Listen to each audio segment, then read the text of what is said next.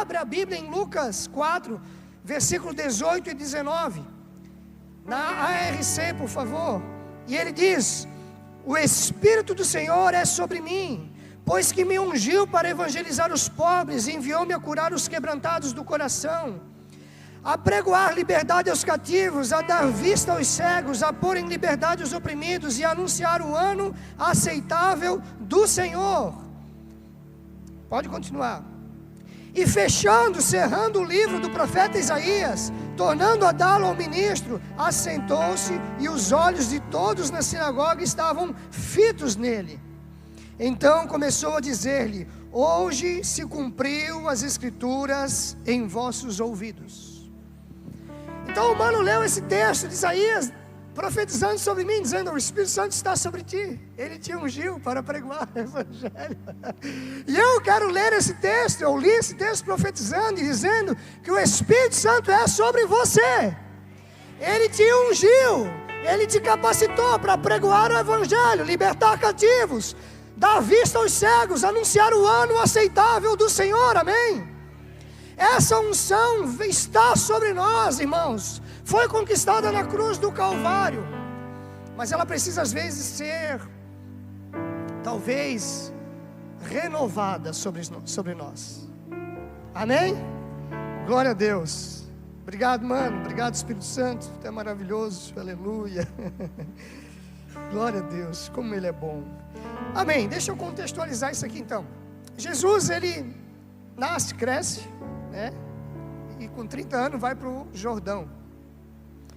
Ele é batizado. Quando ele é batizado, o céu se abre, né? Vem uma pomba sobre ele e uma voz que diz: esse é o meu filho amado, em quem eu tenho prazer. E aí dali ele é guiado, ele é levado pelo Espírito Santo ao deserto para ser tentado. Depois ele vence a tentação, sai do deserto e ele vai em direção a Galiléia, entra na sinagoga, pega o livro do profeta Isaías, capítulo 61, e lê esse texto. E ele diz: hoje acabou de se cumprir aquilo que estava escrito a meu respeito. E quando interessante que quando Jesus ele vai para o deserto, em Lucas 4, versículo 1, e Jesus cheio do Espírito, fala comigo, cheio do Espírito, voltou do Jordão e foi levado pelo Espírito ao deserto. E lá ele vence as propostas de Satanás. E depois dele vencer as propostas de Satanás, ele sai do deserto em Lucas 14.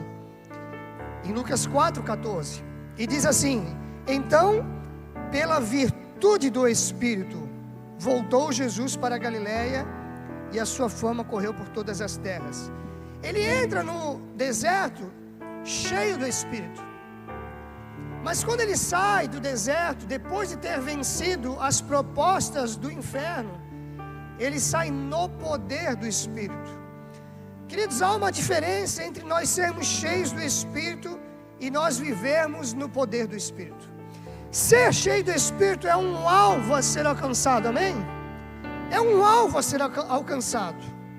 Mas após ser cheio do Espírito, não para por aí. Existe um novo alvo, que é viver no poder do Espírito. E eu julgo que esse é o mais difícil. Porque ser cheio do Espírito, nós podemos ser cheios do Espírito num momento de oração, né? Não em 5, 10 minutos, mas se você passar um pouquinho mais de tempo, você pode ser cheio lá na sua casa. Você pode ser cheio do Espírito num culto. Você pode ser cheio do Espírito numa vigília. Você pode ser cheio do Espírito numa reunião de oração. Agora, manter essa chama acesa para caminhar no poder do Espírito é outra história. É um novo desafio. É um desafio que vai exigir de nós disciplina, esforço, renúncia, diligência, dedicação nas disciplinas espirituais. E as disciplinas espirituais são as básicas: oração, jejum, leitura da palavra e comunhão com a igreja. Mas são as coisas básicas que nós às vezes desfalecemos, e por desfalecer, o enchimento que outrora tínhamos é esvaziado, e por vezes nos encontramos secos, vazios, insensíveis à voz de Deus. Sim ou não? Amém, aleluia. Você pode ser humilde, porque todos nós estamos no mesmo barco, irmãos. É um desafio se manter cheio do Espírito. É um desafio. E Jesus, quando ele vai para a sinagoga, ele lê esse livro, prega, né? E ele diz que o Espírito Santo está sobre ele. Dali em diante ele começa então o seu ministério, somente após ser cheio do Espírito Santo. E aí ele começa o seu ministério, ele começa a curar, ele começa a ensinar, ele começa a fazer milagres, ele começa a libertar cativos, até que chega o tempo em que ele deveria ir para Jerusalém para ser crucificado. Em Lucas 24, nós vamos ver esse relato, que Jesus, ele estava indo para Jerusalém, e lá ele seria preso, julgado, condenado e crucificado. Mas após o terceiro dia ele ressuscitaria, amém? Ou melhor, ele ressuscitou, amém? E depois dele ressuscitar, ele aparece aos discípulos, ressurreto já, em Lucas 24, do versículo 44 ao 49, se puder projetar para nós. E disse-lhes, já ressurreto, são estas as palavras que vos disse, estando ainda convosco. Convinha que se cumprisse tudo o que de mim estava escrito na lei de Moisés, e nos profetas, e nos salmos. Então abriu-lhes o entendimento para compreenderem as Escrituras. Fala comigo, compreender as Escrituras. E disse-lhes, assim está escrito, e assim convinha que o Cristo padecesse, e ao terceiro dia ressuscitasse dos mortos, e em seu nome se pregasse o arrependimento e a remissão dos pecados em todas as nações, começando por Jerusalém. E dessas coisas sois vós testemunhas. E no 49 então ele diz, eis que sobre vós eu envio a promessa de meu Pai, ficai porém na cidade de Jerusalém, até que do alto vocês sejam revestidos de poder. Jesus, ele dá as últimas instruções aos discípulos, depois de ressuscitar. Eu falei aqui há alguns dias, não lembro mais se foi nos jovens, onde é que foi. O pastor André também citou isso, que a gente precisa prestar atenção nas últimas palavras de Jesus, certo? No sacerdócio eu falei isso. Nós precisamos prestar atenção nas últimas palavras de um homem, de uma mulher, e principalmente de Jesus. Por exemplo, quando Davi está no seu leito de morte, ele manda chamar o seu filho Salomão, jovem, queria assumir o trono. Davi, ele, inclusive é uma mensagem que eu prego para homens. Davi, ele não diz assim, olha, Salomão, seja um bom rei, como eu fui. Ele não diz, Salomão, seja um grande monarca, conhecido por seus feitos. Não. Ele não diz, Salomão, seja um grande guerreiro como o teu pai foi. Não. Ele pega na mão de Salomão, imagino eu, olha nos olhos dele e diz, Salomão, seja homem. Seja homem. E eu discutindo uma mensagem em cima disso, porque foram as últimas palavras de um rei e de um pai. Então as últimas palavras de um leito de morte, ou quando a pessoa está prestes a partir, ela é cheia, ela é carregada de sabedoria, sim ou não? Por quê? Porque há um momento profundo de reflexão, de que a vida acabou, e agora eu tenho só algumas palavras que eu podia transformar em conselhos. Qual seria o seu conselho para o seu filho, para a sua filha, se você estivesse no leito de morte? Qual seriam as nossas últimas palavras de instrução? Quais seriam as últimas palavras de instrução para os nossos filhos, para o rebanho de Deus? Então a gente precisa prestar atenção nas últimas instruções de Jesus para a sua igreja. Ele disse para os discípulos, vão para Jerusalém, permaneçam lá, até que do alto vocês sejam revestidos de poder. Não vão curar, não vão realizar a obra de Deus, não vão servir em ministério, não vão fazer nada, sem antes vocês serem cheios do Espírito Santo de Deus. Era isso que Jesus estava falando para eles. Eu penso que eles estavam ansiosos para realizar a obra de Deus que Ele havia prometido que eles fariam. Eu penso que eles estavam ansiosos para começar a curar, como eles já tinham feito em Lucas, na missão dos 70, quando Jesus envia eles de 2 em 2, eles saem por todas as ruas, todas as vilas, as cidades, curando, pregando, libertando. Quando eles voltam contentes, contando para Jesus: olha, os enfermos são curados, os espíritos se submetem. E Jesus diz: não se preocupe com isso, se preocupe porque o nome de vocês está escrito no livro da vida. Mas também diz que Jesus, nesse momento, quando viu eles eufóricos de contar que estavam sendo usados por Ele, a Bíblia diz que Jesus se alegrou no Espírito, em ver a alegria deles em serem usados por Deus. Mas aqui Jesus dá uma ordem, uma instrução: busquem o enchimento do Espírito Santo, busquem ser cheios do Espírito Santo. E eles obedecem, amém? Eles vão para Jerusalém e eles permanecem lá no cenáculo, num grupo de 120 pessoas. Jesus apareceu para mais ou menos cerca de 500 pessoas ressurreto, mas que estavam orando era só 120. É sempre assim, né, irmãos? Você faz uma reunião de adoração, que é música, cantar, louvar, você enche a igreja. Você faz uma reunião de oração, não vem quase ninguém. Por quê? Porque a nossa alma não está condicionada a orar, a nossa alma não está condicionada a sofrer, a renúncia, a nossa alma não está condicionada a isso.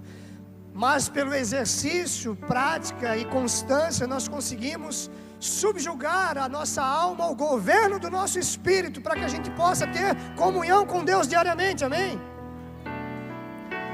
E eles ficam lá orando. Alguns dizem que é 7 dias, 9 dias, 10 dias, não importa. O que importa é que eles oram até que do alto, a Bíblia diz em Atos 2, do 1 ao 4, e cumprindo-se o dia de Pentecostes, estavam todos reunidos no mesmo lugar, e foi ouvido como um vento como impetuoso, e foram vistas sobre eles línguas repartidas de fogo, e todos foram cheios do Espírito Santo, e começaram a falar em outras línguas e a profetizar. Então se cumpriu a promessa de Joel. O Espírito Santo veio para a terra, habitar dentro de nós. E sabe o que é legal? Essa chama que veio sobre as pessoas como língua de fogo, nunca mais foi vista. Por quê? Porque no Antigo Testamento, quando foi feito o tabernáculo, Deus mandou fazer um tabernáculo para que ele se comunicasse com o povo. Quando o tabernáculo estava pronto, quase que a inauguração do tabernáculo, veio como um fogo do céu, consumiu o holocausto.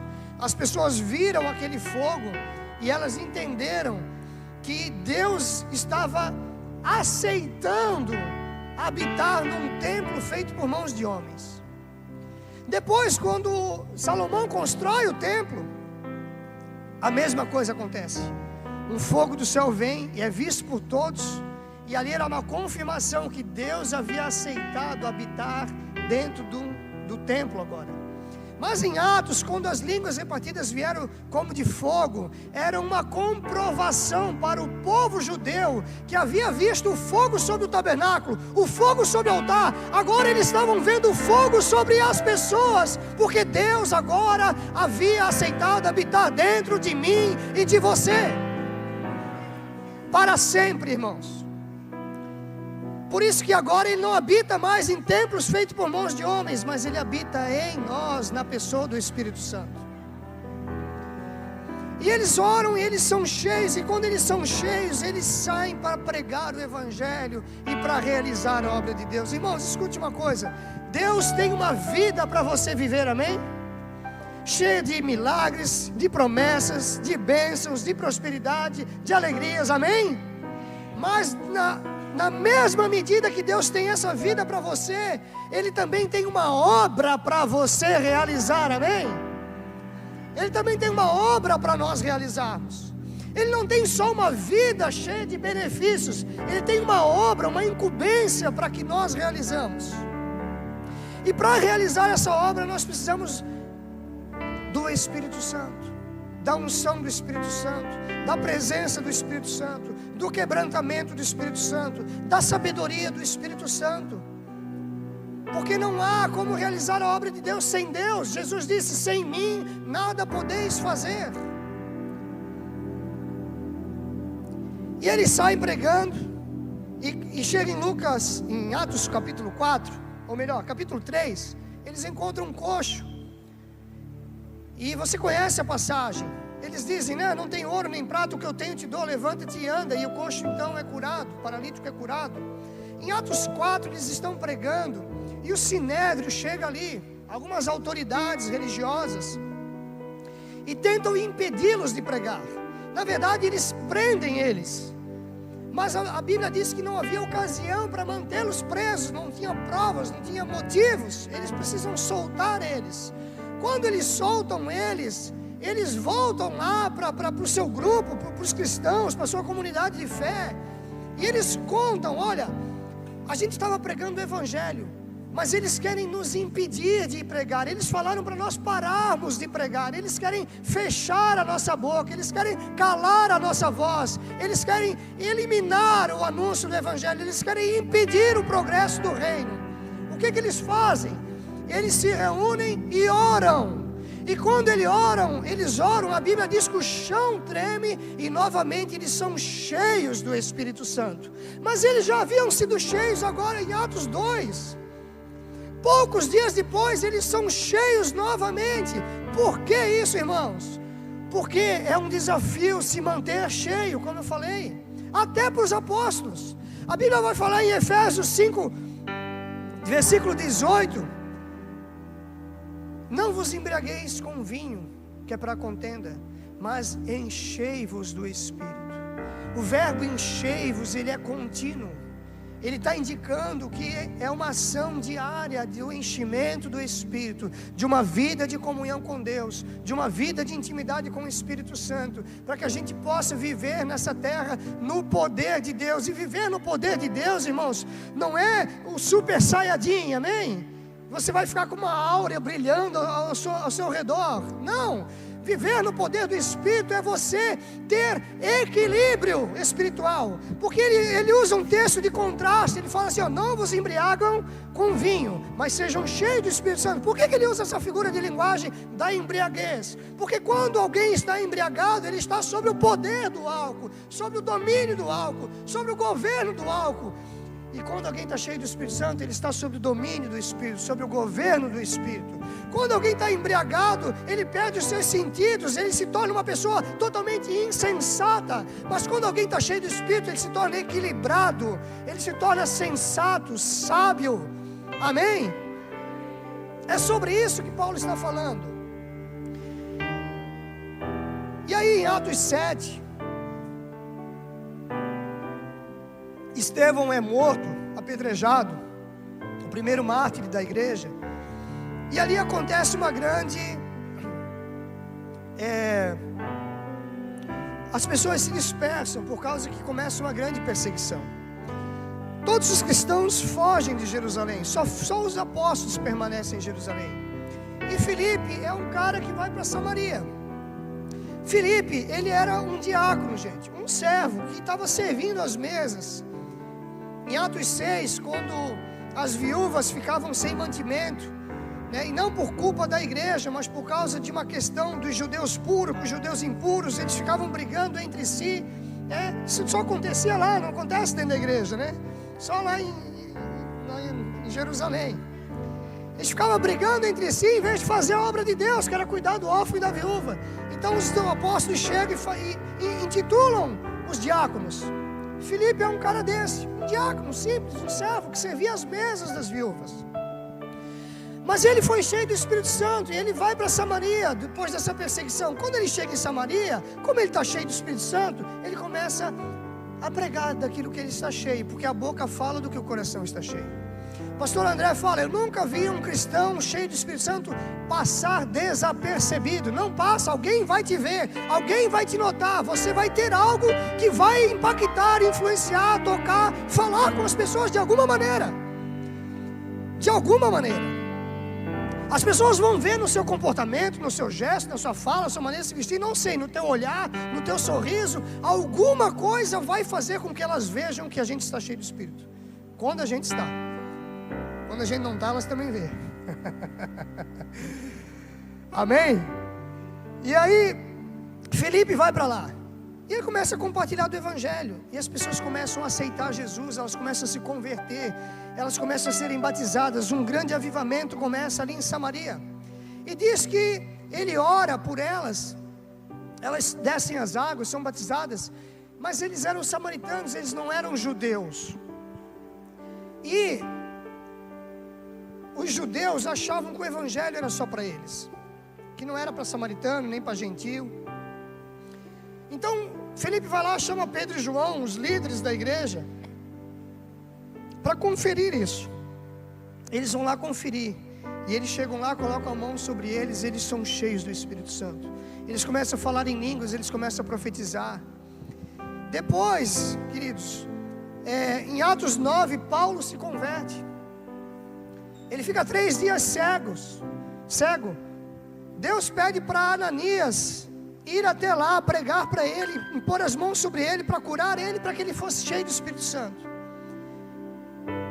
E ele vai, coloca a mão sobre Paulo. Paulo então tem as suas escamas dos olhos caídas. Ele é cheio do Espírito Santo, ele se batiza. E mais para frente, depois, Atos 19, o próprio apóstolo Paulo agora, quando ele chega em Éfeso, na terceira viagem missionária dele, ele encontra os discípulos de João Batista. E a primeira coisa que ele pergunta para eles é: vocês receberam o Espírito Santo quando vocês creram? Eles falaram assim: nós nem sabemos que ele existe. E esse foi o motivo de eu escrever aquele livro que eu escrevi em 2018, e Deus me dar essa mensagem. Porque o Espírito Santo falou comigo assim, naquela época, lá em Jerusalém, em Éfeso, os discípulos de João Batista não sabiam que o Espírito Santo existe. Aí o Espírito Santo falou comigo: hoje, todo mundo sabe que o Espírito Santo existe, mas a grande maioria não o conhece, porque não se relaciona com ele.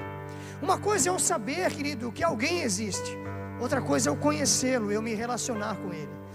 Você sabe que muitos famosos existem, mas você nunca conversou com essa pessoa. Você não conhece ela. Você sabe que ela existe, mas você não conhece ela. E Deus quer que a gente conheça o seu Espírito. O Espírito Santo quer se revelar a nós. Ele é o maior, Ele é o que mais deseja se revelar a nós.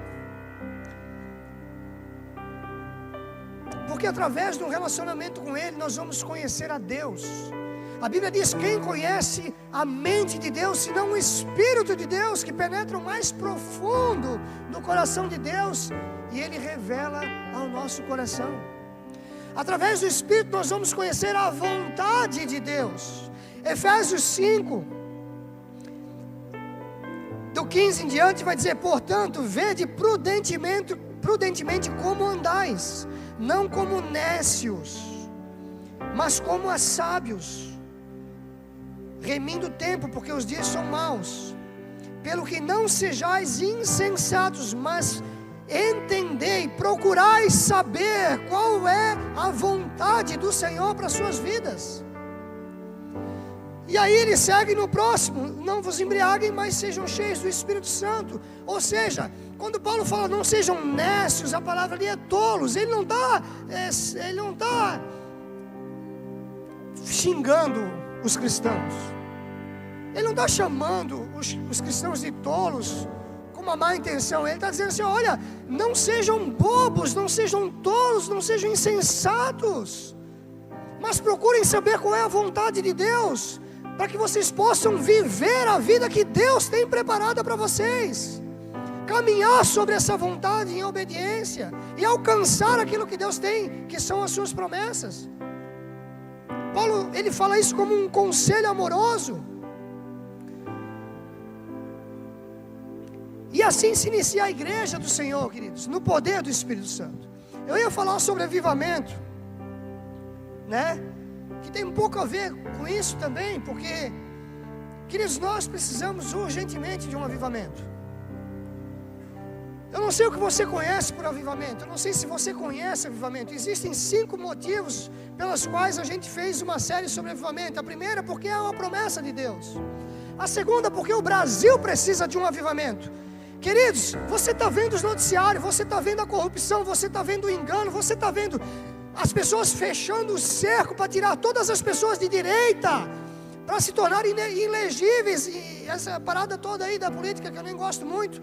Mas você está vendo o que está acontecendo, você está vendo, e só existe uma saída para nós: um avivamento dos céus.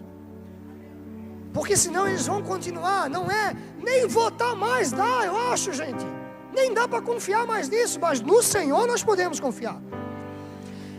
Nós precisamos de um avivamento da nação brasileira, irmãos. Nós precisamos de um avivamento da igreja. Sabe por quê? A Bíblia fala em Salmos, deixa eu ver se eu anotei aqui, um salmo tão lindo, Salmos 145, 5 e 6, que uma geração vai contar as grandezas, falarei, bota na NVI por favor, nesse texto. Proclamarão o glorioso esplendor da tua majestade, e meditarei nas maravilhas que fazes.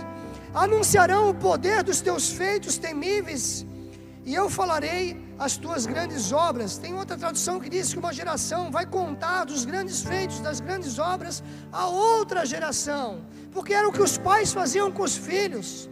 Agora deixa eu falar para você, se Deus não trazer um avivamento na nossa geração, a próxima geração se perde, literalmente. Mas sabe o que acontece hoje? Nós vivemos um quadro de Timóteo 3, onde a Bíblia diz que nos últimos tempos os homens se tornariam amantes de si mesmos, pensando apenas em si mesmo e não se preocupando com a próxima geração, não se preocupando com os jovens, não se preocupando com os adolescentes, pensando apenas em mim mesmo. Se eu viver e alcançar os meus sonhos e objetivos, está bom. Mas não, irmãos, a proposta de Deus é que uma geração conte as maravilhas a outra geração. Se nós não tivermos um avivamento na nossa geração, a geração seguinte se perde, porque nós já estaremos perdidos. A Bíblia fala que João escreve o livro de Apocalipse.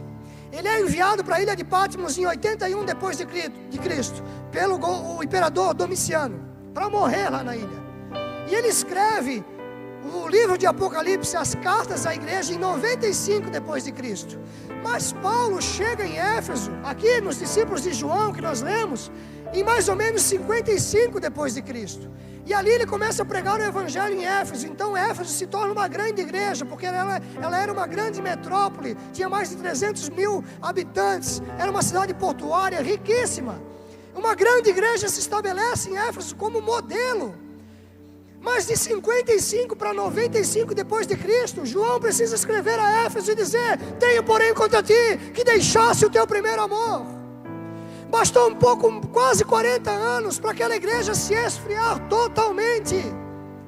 Eu te pergunto, se Éfeso, na época dos apóstolos, onde Paulo estabeleceu a igreja, se esfriou, quanto que nós não precisamos e dependemos do Espírito Santo para não cairmos num esfriamento, numa apostasia, irmãos? Você concorda comigo? Nós dependemos dele. Agora, ele está de braços abertos, pronto a nos perdoar, esperando no quarto, escondidinho, no secreto. E a Bíblia diz que se nós entrarmos no secreto, o teu Pai que te vem de secreto vai se manifestar a nós.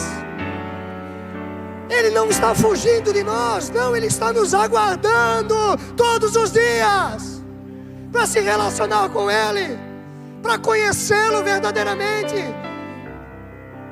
para conhecer a vontade do Pai. Aleluia. A igreja primitiva começou no poder do Espírito. Depois você vai ver, no decorrer do tempo, depois deles serem cheios, depois deles crescerem, amadurecerem, começarem a realizar a obra de Deus, Deus acrescenta várias outras ferramentas para eles, como os dons, por exemplo.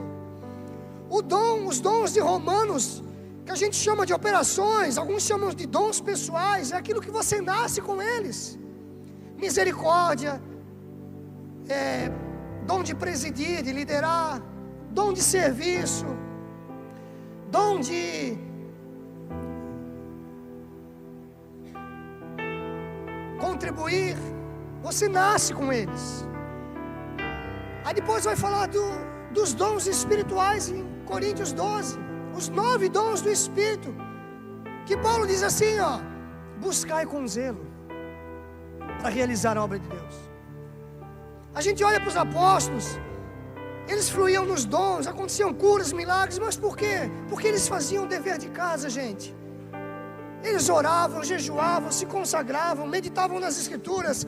Eles oravam pedindo os dons espirituais e Deus os concedia para que eles realizassem a obra de Deus e o Evangelho chegasse até nós. Mas e nós? Como estão as nossas disciplinas espirituais? Como estão, irmãos? Irmãos, deixa eu te falar uma coisa: se o nosso cristianismo é só a porção que recebemos no culto de domingo, irmãos, nós vamos passar desapercebidos nesse mundo aí fora. Nós vamos passar desapercebidos. Não pode ser só isso. Há algo muito mais, queridos. Deus é muito maior. Escute isso: Deus é muito maior do que a maior experiência sobrenatural que você já teve com Ele. A Bíblia vai dizer, quando ela quer falar da grandeza de Deus, que a sua grandeza é como Deus é tão grande, tão grande, tão grande, que todas as nações da terra são como uma gota no fundo de um balde. É como o pó sobre a balança. Todas as ilhas são como um só grão de areia. Então Deus é muito maior do que a sua experiência que você já teve de fé. Há muito mais do que isso para ser vivido. Mas depende de uma interação com o Espírito Santo, irmãos. Quando Paulo ele se despedia no final das suas cartas, que é a oração que a gente faz no final do culto: o amor de Deus Pai, a graça do nosso Senhor Jesus Cristo e a comunhão do Espírito Santo estejam sobre vós. E nós dizemos amém. Não é assim? Mas eu quero dizer para você que nunca foi essa a intenção de Paulo, que fosse recitado no final de culto. Embora possamos fazer isso, não tem problema. Mas o que Paulo estava falando é que o amor de Deus nós recebemos porque Ele nos amou primeiro. Independente de nós o amarmos, Ele nos amou primeiro, amém? Não há nada que você faça a mais ou a menos que vai mudar o amor de Deus a teu respeito, porque Ele decidiu te amar primeiro. A graça do nosso Senhor Jesus Cristo é de graça. Foi Ele que morreu na cruz no nosso lugar. Agora, a comunhão com o Espírito Santo não, irmãos. Ela não vem de brinde. Ela precisa de uma interação da nossa parte. Senão ela não acontece, senão não há comunhão. Não é uma oração que vai fazer você ter comunhão. A comunhão do Espírito Santo esteja sobre você. Não é isso que vai fazer você ter comunhão. Se você não entrar no seu quarto, fechar a sua porta, dobrar o seu joelho e dizer: Deus, eu estou aqui, não vai haver comunhão. E se você fizer isso com pressa, 5 minutos, algo robótico, não vai haver comunhão, irmãos. Nosso evangelho vai ser superficial. Superficial. Quem decide o nível que nós podemos andar é nós. É nós que decidimos o nível que queremos andar. Tudo bem se você quer ficar como você está, mas eu não me contento, irmãos. Eu não me contento, porque a fonte é inesgotável. Eu não me contento vir para a igreja como mais um culto, porque muitas vezes nós caímos nessa rotina. Nós não saímos mais de casa para nos encontrar com a glória de Deus. Nós saímos de casa para cumprir uma rotina que já está automaticamente dentro de nós, como um mecanismo automático. Hoje é dia de culto, eu vou para o culto. Mas não há aquele anseio nos louvores, não há aquele anseio na palavra, não há aquele anseio no final do culto de ser tocado sobrenaturalmente. Tenho, porém, contra ti, Éfeso. Quantos anos de cristão você tem? Quantos anos eles tinham, aquela igreja? Perderam o primeiro amor.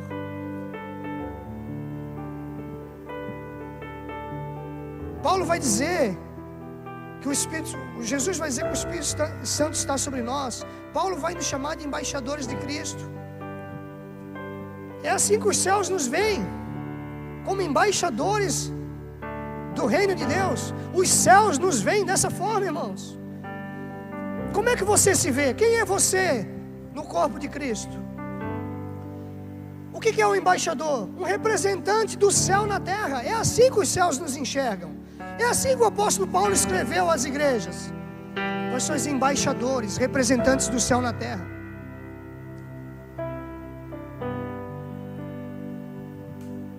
Vamos ficar de pé.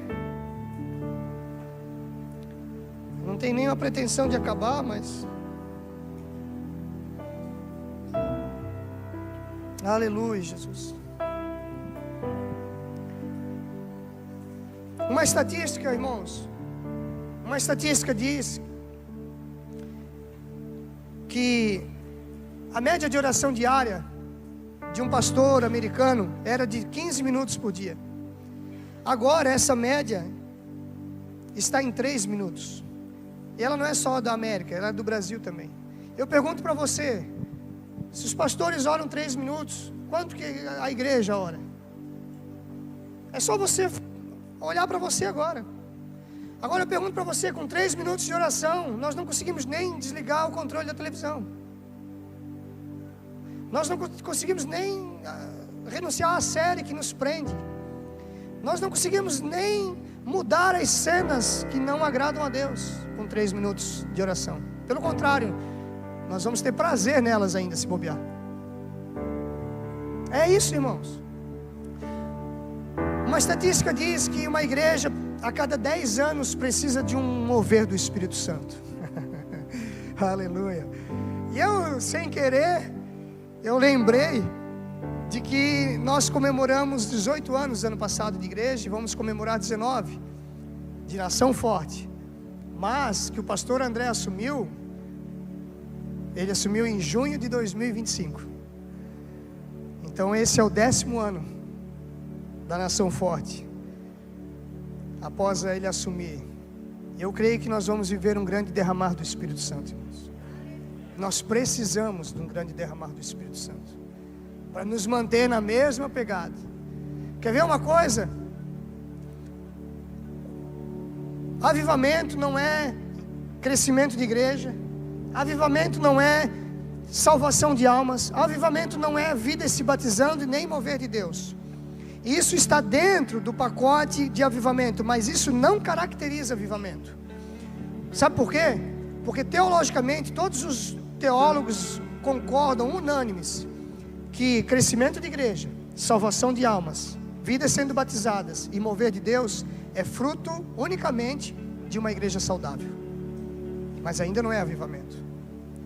Então nós somos uma igreja saudável. Quando eu falo igreja saudável, eu não falo igreja perfeita, porque se você achar uma igreja perfeita, não entre nela, pelo amor de Deus, você vai estragar ela. Mas uma igreja saudável é uma igreja fundamentada nos 5 solas, por exemplo. Não tem eles estampados aí na parede, né, como forma de idolatria. Mas é uma igreja que tem a fé, tem a Cristo como centro do evangelho e não o homem. A única glória é dada a Deus. A graça é o meio de salvação. E é o que nós temos pregado, é a nossa regra de fé. Uma igreja saudável também é uma igreja que serve água mineral para o pastor, amém? Não, brincadeira. Uma igreja saudável é uma igreja. Então o Martinello e a Viviane falaram isso para o pastor André. Eles falaram assim, a igreja vai crescer, André. Sabe por quê? Primeiro, porque vocês pregam a palavra. Segundo, porque ela tem um casal justo e reto diante dela. Um casal crente. Então só isso hoje já é suficiente para uma igreja crescer. Não deveria ser assim. Deveria ser comum isso, mas não é mais hoje. E mais, nós temos os nossos pastores. E não sei se você sabe, mas ele falou agora, no começo do ano, que Deus estava levando ele para um momento maior de intimidade com o Espírito. Alguns já ouviram ele falar isso? Acho que ele falou, não sei se falou, acho que falou até no púlpito, né? Ele está buscando mais, ele está entrando mais em Deus. Queridos, o nosso modelo é Jesus, amém? Mas nós temos referenciais, e os nossos pastores são nossos referenciais. Você pode ter muitos referenciais aí na internet, pessoas que você nem conhece.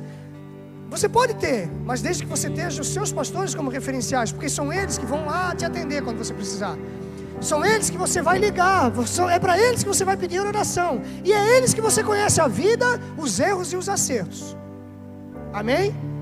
Essas outras que a gente tem como referencial, a gente nunca sentou, nunca ouviu. E se a gente sentar e ouvir, talvez a gente se decepcione. Então tenham ele como referencial, porque eu tenho. Ele está buscando mais a Deus, eu também vou junto agora. Eu vou entrar no mesmo barco. Ele está buscando mais o Espírito, eu vou buscar mais o Espírito. Amém?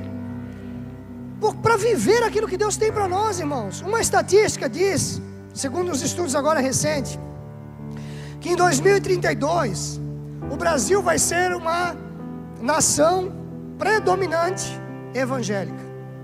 Em 2032. Ou seja, nos próximos 7 anos, irmãos, nós vamos ver a maior colheita de almas que o Brasil já presenciou. E Deus está contando comigo e com você para isso. Existem 2 grupos durante o avivamento, 2 grupos de pessoas. Quando Deus trouxe o avivamento em Pensacola, no Canadá também, em Toronto, era uma conferência de 3 dias. As pessoas compraram suas passagens de ida e de volta para 3 dias, pastor. Mas quando elas chegavam lá, elas não voltavam mais para casa. Elas não voltaram mais, irmãos. Durou 12 anos, uma reunião que era de 3 dias. Durou 12 anos, o mundo inteiro foi para aquele lugar conhecer o que estava acontecendo lá. Mas haverá 2 grupos de pessoas durante o avivamento: aqueles que vão ver o avivamento e aqueles que hospedam o avivamento. Que grupo você quer fazer parte? Você quer ficar na arquibancada, observando, vendo o que está acontecendo e comentando? Ou você quer ser aquele que vai ser alguém pela qual Deus vai se manifestar a outros? Irmãos, nós precisamos do enchimento do Espírito, da comunhão do Espírito, das disciplinas espirituais, do poder do Espírito Santo. Feche seus olhos um pouquinho.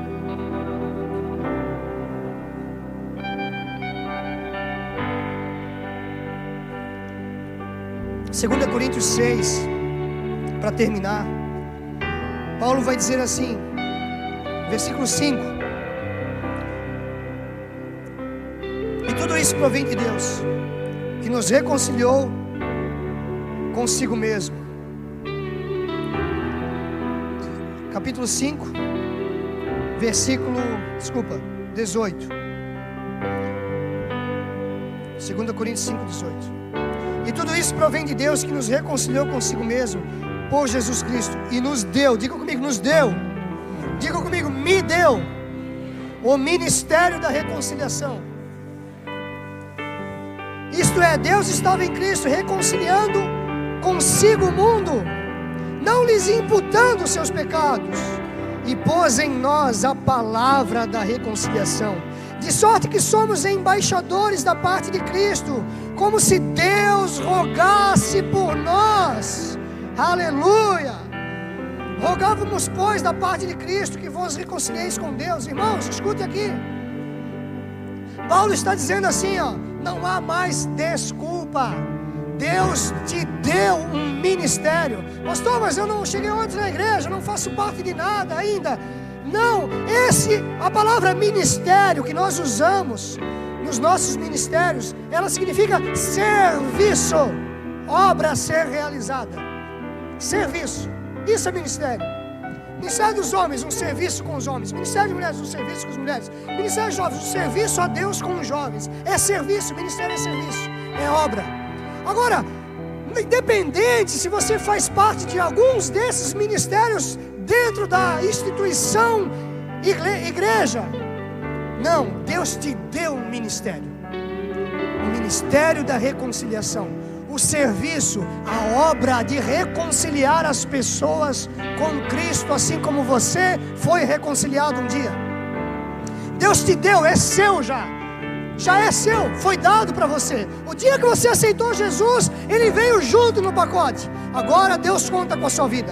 Agora Deus conta com você. Agora existem pessoas da sua casa, da sua família, do seu meio de convívio, do raio de influência que você vai ter durante toda a sua peregrinação nessa terra, contam com você. Deus conta com você para ganhar elas para Jesus, para que elas sejam reconciliadas com Cristo como nós um dia fomos. Aí você vai dizer, mas eu não sei pregar, não fiz teologia, eu não sei falar, nem li a Bíblia ainda. Não importa. A Bíblia diz no versículo 19, Ele colocou em nós a palavra da reconciliação. Quem é a palavra, irmãos? Quem é a palavra? É Jesus. A Bíblia diz que Ele colocou em nós a palavra da reconciliação. Você tem Jesus, e Ele é suficiente para reconciliar as pessoas com Deus.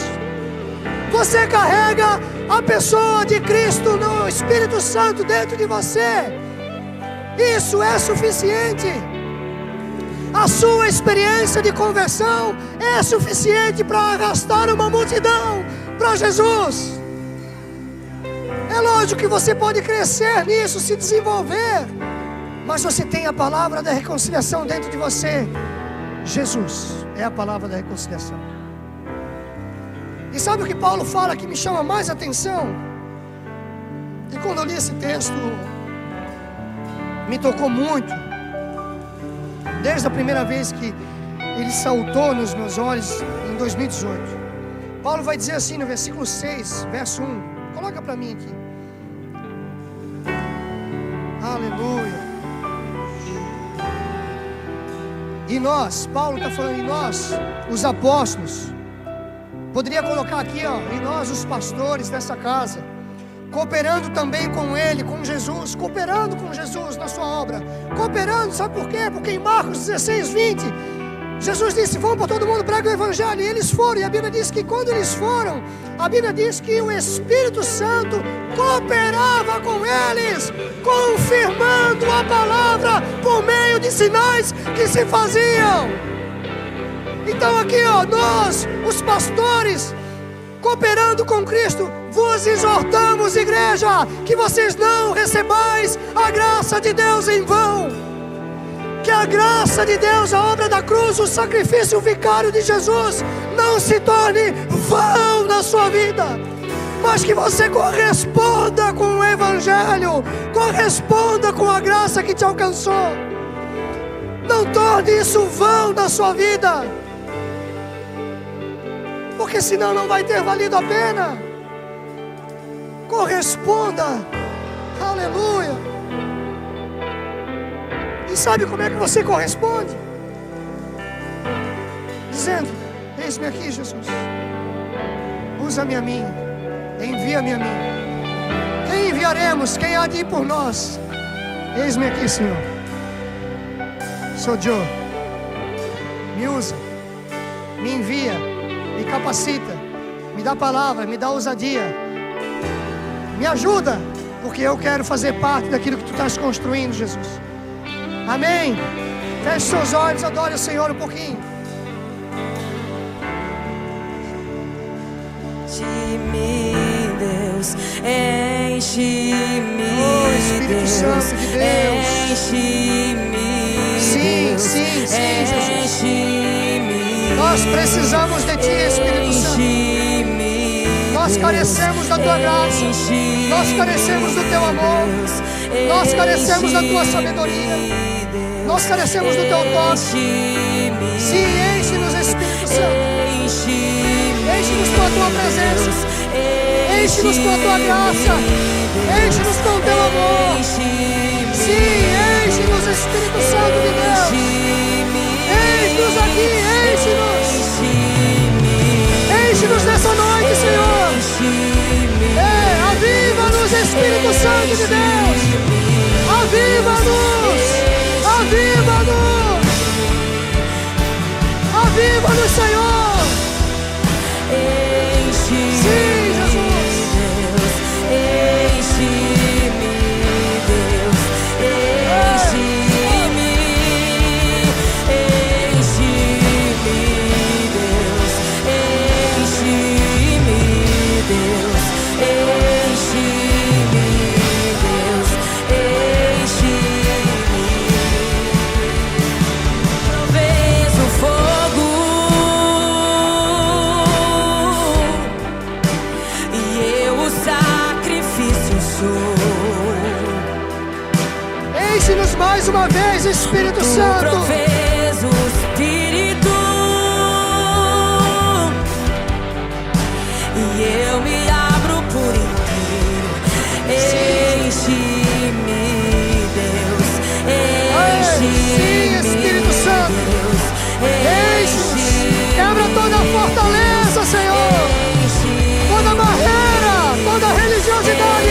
Jesus. E gera em nós uma fome, um anseio pela eternidade, um anseio pelas coisas do céu, Senhor. Um desespero pela tua presença, Espírito Santo. Um desespero pela tua presença, Espírito Santo.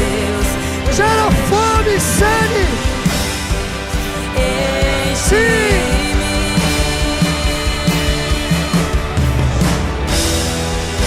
Sim, Jesus. Até transbordar, derrama tua glória, Derrama tua glória. Enche-me, Enche-nos, Espírito Santo. até transbordar, Derrama tua glória, Senhor. Derrama tua glória, Jesus.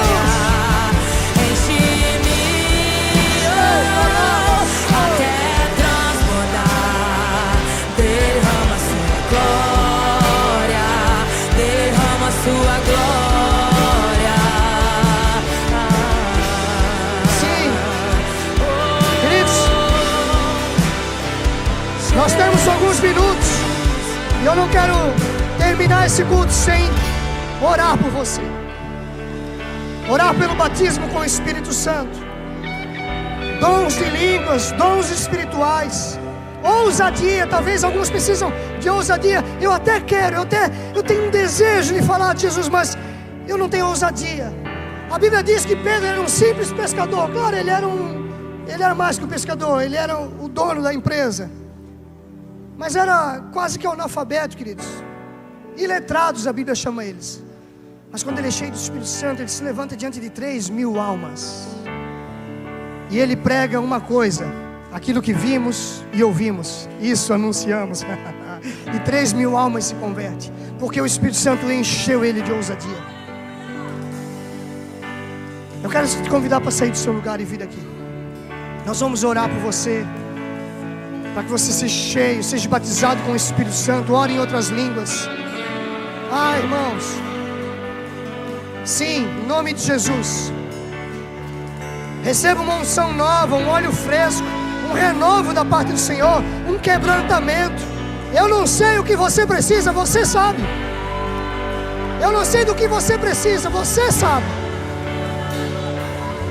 Você sabe. É o seu anseio, é o seu desejo. Ei! Sim, Espírito Santo. E você que vai ficar aí atrás, estenda a mão aqui para eles. Você vai interceder por eles. Você vai fazer a obra de Deus, dizendo: enche-os, Espírito Santo. Toca, Espírito Santo, neles. Aviva, Espírito Santo. Pode interceder aí, começa a interceder aí atrás. Eu vejo uma pequena nuvem, sim, Jesus. Do tamanho da mão de um homem. Enche, Espírito Mas Santo. este é o sinal. Batiza. E a tua chuva vai descer. Ore em outras línguas. Eu vejo uma pequena nuvem. Sim, ore em outras línguas. Seja cheio do Espírito. Mas este é o sinal que a tua chuva vai descer. Faz chover, faz chover. Abre as comportas dos céus e faz chover, e faz chover. E abre as comportas dos céus. Eu vejo uma pequena nuvem do tamanho da mão de um homem. Mas este é o sinal que a tua chuva vai descer. Eu vejo uma pequena nuvem do tamanho da mão de um homem. Mas este pastores é o podem orar se quiserem, sinal pastores. que a tua chuva vai descer. Faz chover, faz chover. Abre as comportas dos céus e vai chover,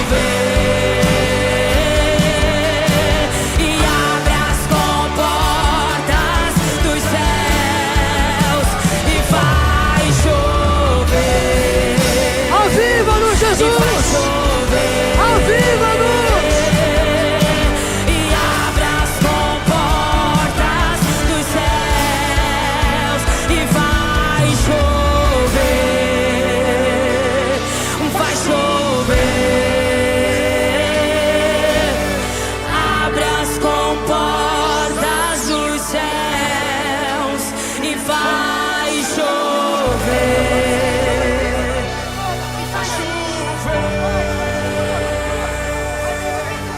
E abre as comportas dos céus. Pedimos, Jesus virá como chuva, descerá. E se pedimos, Jesus virá e como chuva descerá. E se pedimos, Jesus virá e como chuva e descerá e faz chover, e faz chover. Abre as comportas dos céus, faz chover. Coloca a mão na sua mente aqui, por favor. Presta atenção aqui. Quando Jesus estava ressurreto, com o corpo glorificado já, ele aparece aos discípulos depois de 3 anos estando com ele todos os dias. E ele faz uma oração. A Bíblia diz que Jesus ora dizendo que o entendimento deles fosse aberto. Jesus orou para que o entendimento deles fosse aberto, depois de 3 anos de um intensivo. Queridos, nós temos muitas fortalezas nas nossas mentes. Muitas vezes, por toda a nossa vida, o que fomos submetidos, as informações que adquirimos, as crenças que se tornaram limitantes dentro de nós. E às vezes a gente não consegue compreender algumas coisas do alto do céu. Por isso, coloque a mão na sua mente. E você vai orar e vai dizer assim: ó, Espírito Santo, abre o meu entendimento, para eu compreender as Escrituras, para eu compreender a obra da cruz, para eu compreender a graça e a salvação. Amém. Aleluia. Acende as luzes para mim um pouquinho, por favor. Já vou terminar, tá? Alguém gostaria de entregar a vida para Jesus nessa noite, irmãos? Levanta sua mão onde você estiver. Se você quer entregar a vida para Jesus, você quer fazer uma oração, dizer: de hoje em diante eu quero que Jesus governe a minha vida. Tem alguém que quer entregar a vida para Jesus? Você? Glória a Deus. Vem cá, moça.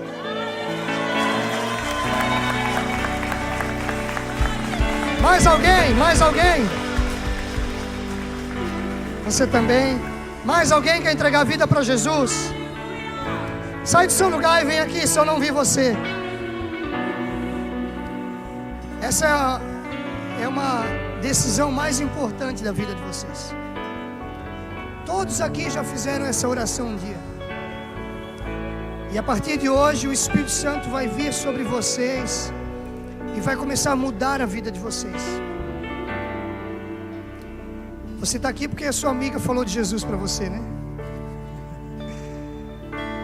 Eu dei um livro para ela, e o livro fez ela criar coragem e falar de Jesus para você.